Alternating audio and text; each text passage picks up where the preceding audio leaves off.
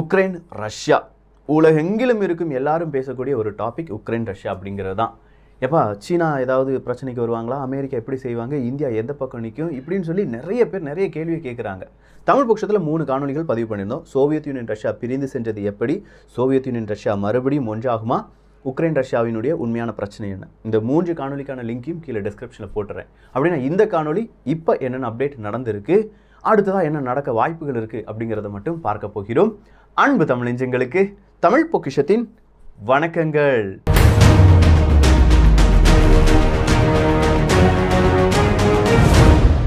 ரெண்டாயிரத்தி 13 உக்ரைன் அப்படின்னு சொல்லும்போது ரஷ்யா கூட ரொம்ப நட்புடன் இருந்தாங்க. உக்ரைனை ஆண்டவங்க எல்லாருமே ப்ரோ ரஷ்யன்ஸாக இருந்தாங்க. சொல்லப்போனால் உக்ரைனுக்குள்ளேயே நிறைய விதமான ரஷ்ய ஆதரவாளர்கள், ரஷ்ய மொழியை பேசக்கூடிய எல்லாருமே இருக்காங்க. இந்த சோவியத் யூனியன் ரஷ்யா சிதறி போனது அப்படின்னு சொல்லி பார்த்தோம் பார்த்தீங்களா, அந்த காலகட்டத்திலேயே 1991 இந்த காலகட்டத்திலேயே ரஷ்யர்கள் என்ன செய்கிறாங்கன்னா கொஞ்சம் நபர்களை இப்படி பல இடங்களில் மீள்குடியமர்த்தல் செய்ய வைக்கிறாங்க. அப்படி மீள்குடியமர்த்தல் செய்ய வைப்பது பிற்காலத்தில் நமக்கு பயன்படும் அப்படிங்கிறது தான். இப்போ உதாரணத்துக்கு நான் சொல்லணும்னா, நம்ம தமிழகம் அப்படின்னு சொல்லும்போது இங்கே வட இந்தியர்கள் வந்துட்டாங்க அப்படிங்கிற ஒரு பிரச்சனையும், இலங்கை அப்படி எடுத்துகிட்டு பார்க்கும்போது தமிழர்கள் வாழ்ந்த பகுதியில் சிங்களவர்களை மீள்குடியமர்த்தல் செய்வதும், பாலஸ்தீனத்தை இஸ்ரேல் அந்த மீள்குடியமர்த்தல் செய்வதும் எல்லாமே ஒரே ஒரு அரசியல் காரணத்துக்காகத்தான். நாளைக்கு ஏதாவது பிரச்சனை வந்துச்சுன்னா அவங்கள வச்சு அங்கே ஒரு பெரிய ஒரு பிரிவினையை ஏற்படுத்தி அங்கே காய் நகர்த்தல் செய்ய வேண்டும் அப்படிங்கிறது. ஸோ ரஷ்யாவும் அப்படி நிறைய பேர் அங்கே வச்சுருந்தாங்க. 2013 யூகே உக்ரைன் இவங்க 2 பேரும் என்ன செய்கிறாங்க, ஒரு எக்கனாமி, ஒரு பொருளாதாரத்தில் ஒரு கையெழுத்து போடுறாங்க. நம்ம 2 பேரும் இந்த மாதிரி பொருளை ஏற்றுமதி இறக்குமதி பண்ணலாம் அப்படின்னு சொல்லி. இது ரஷ்யாவுக்கு சுத்தமாக பிடிக்கல. ஸோ ரஷ்யாவுக்கு பிடிக்கல அப்படின்னு சொன்னோன்னா இந்த டீலுக்கு ஒப்போசிட் பண்ணுது ரஷ்யா. ஸோ அங்கே ப்ரோ ரஷ்யனாக இருந்த அந்த ஒரு பிரசிடெண்ட்டுக்கு எதிராகவே அங்கே பலவிதமான போராட்டம் நடக்குது.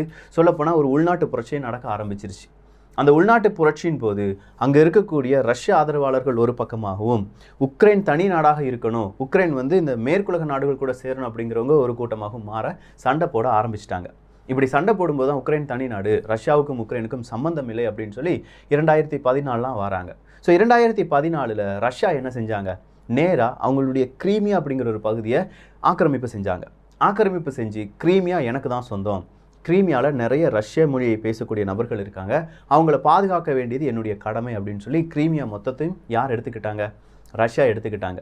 அவ்வளோதான் எடுத்துக்கிட்டாங்களா அப்படின்னு பார்க்கும்போது கிடையாது. இந்த இடத்துல தான் இன்னும் கொஞ்சம் ரஷ்யர்கள் அங்கங்கே நிலைநிறுத்தப்படுகிறார்கள். குறிப்பாக உக்ரைனில் இருக்கக்கூடிய டோனஸ்க், லுஹான்ஸ்க் அப்படிங்கிற 2 இடங்களில் ரஷ்யர்களுடைய ஆதரவாளர்கள் ரொம்ப கூடுதலாக இருக்காங்க. ஸோ 2014 அந்த ரஷ்ய ஆதரவாளர்கள் என்ன செய்கிறாங்கன்னா உக்ரைனுக்கு எதிராக மறுபடியும் போராட ஆரம்பிக்கிறாங்க. கிரீமியாவை ஆல்ரெடி ரஷ்யா கொண்டு போயிட்டாங்க, இப்போ உக்ரைன் மட்டும் தனியாக இருக்குது. அதே உக்ரைனுக்குள்ளே ஒரு பிரச்சனையும் வருது, அங்கே ரஷ்ய ஆதரவாளர்கள் அப்படிங்கிறவங்க போராட ஆரம்பிக்கிறாங்க. இதை இரும்புக்கரம் கொண்டு அடக்குகிறது உக்ரைன்.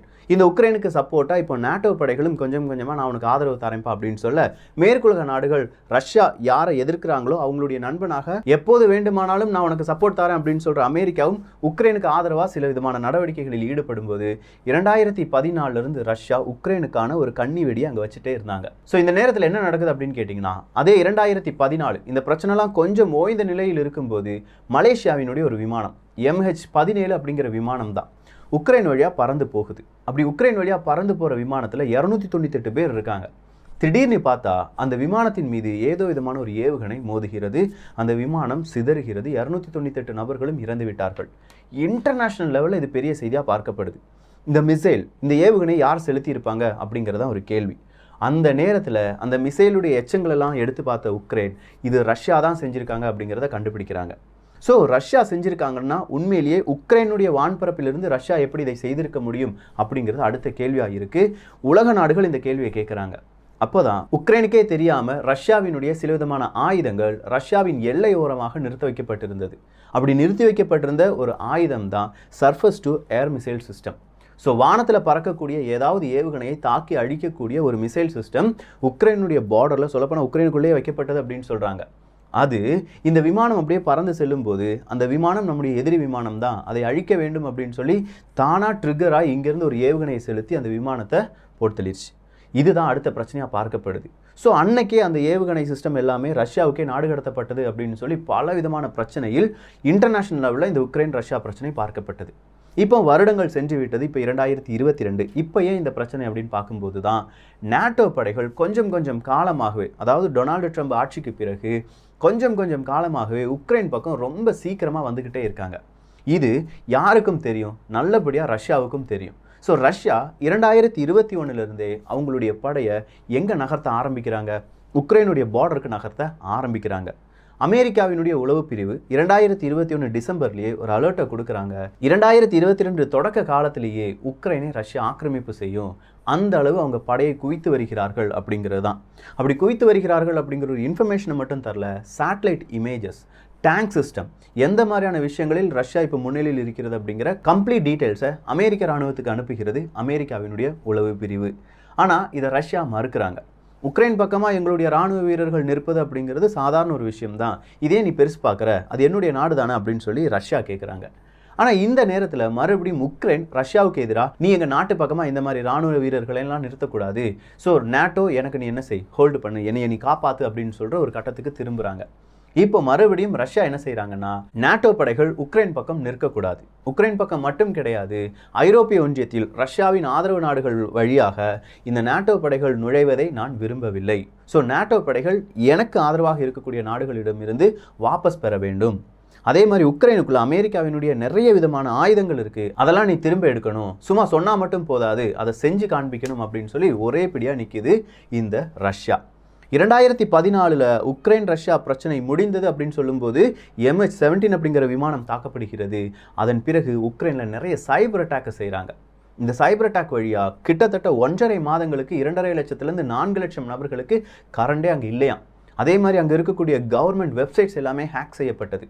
இப்படி ரொம்ப பெரிய ப்ரெஷர்லாம் நாங்கள் தாங்கிட்டோம், நாங்கள் இனி தனி நாடு தான் அப்படின்னு சொல்லி உக்ரைன் ஒரு பக்கமாக நிற்கிறாங்க. கடந்த சில மாதமாகவே உக்ரைன் அவங்களுடைய போர் வீரர்களுக்கு ஸ்பெஷல் ட்ரைனிங் எல்லாமே கொடுத்து வராங்க.